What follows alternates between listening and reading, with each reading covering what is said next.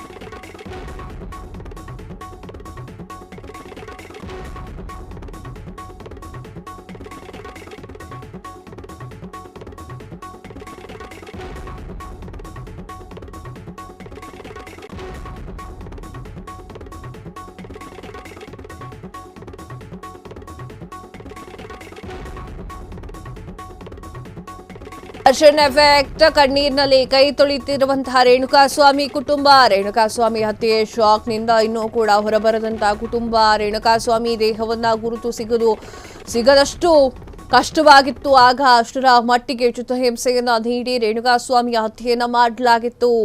ಹೇಗಾದ್ರೂ ಮಾಡಿ ಇವರ ಜೀವವನ್ನ ಉಳಿಸಿ ಅಂತ ಹೇಳಿ ಅಂಗಲಾಚಿಸುತ್ತಿದ್ದಂತಹ ಸ್ವಾಮಿ ಪತ್ನಿ ಕೈಕಾಲು ಹೋಗಿದ್ರೂ ಕೂಡ ಚಿಂತೆ ಇರಲಿಲ್ಲ.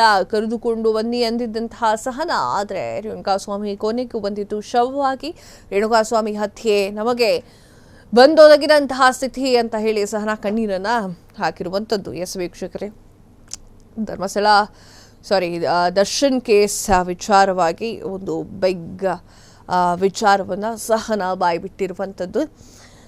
ದರ್ಶನ್ಗೆ ಯಾವಾಗ ಬೇಲ್ ಕ್ಯಾನ್ಸಲ್ ಆಯಿತು ಆಗ ರೇಣುಕಾಸ್ವಾಮಿ ಅವರ ಕುಟುಂಬದವರು ಸಾಕಷ್ಟು ಜನ, ಅಪ್ಪ ಆಗಿರ್ಬೋದು, ಅಮ್ಮ ಆಗಿರ್ಬೋದು, ಹೆಂಡತಿ ಆಗಿರ್ಬೋದು, ಎಲ್ಲರೂ ಕೂಡ ಮಾಧ್ಯಮದ ಮುಂದೆ ಬೈಟ್ನ ಕೊಟ್ಟಿದ್ರು. ಆ ಒಂದು ಬೈಟ್ನಲ್ಲಿ ಸಹನ, ರೇಣುಕಾಸ್ವಾಮಿ ಹೆಂಡತಿ ಸಹನ ಮಾತನಾಡಿದ್ರು. ಏನು ಅಂತಾರೆ, ಕೈಕಾಲು ಹೋದ್ರೂ ಪರವಾಗಿಲ್ಲ, ಹಿಂಗೂ ಜೀವನ ಮಾಡ್ತೀವಿ, ಕರ್ಕೊಂಬನ್ನಿ ಫಸ್ಟು ಅಂತ ಹೇಳಿ ಗೋಗರ್ತಿದ್ರು.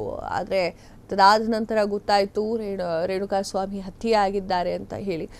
ದುಃಖದ ಮಡುವಿನಿಂದ ಇನ್ನೂ ಕೂಡ ಆಚೆಗೆ ಬಂದಿಲ್ಲ.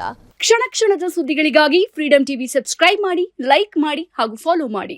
ಹೊಸ ಸುದ್ದಿಗಳ ನೋಟಿಫಿಕೇಶನ್ಗಾಗಿ ಬೆಲ್ ಐಕಾನ್ ಮೇಲೆ ಕ್ಲಿಕ್ ಮಾಡಿ.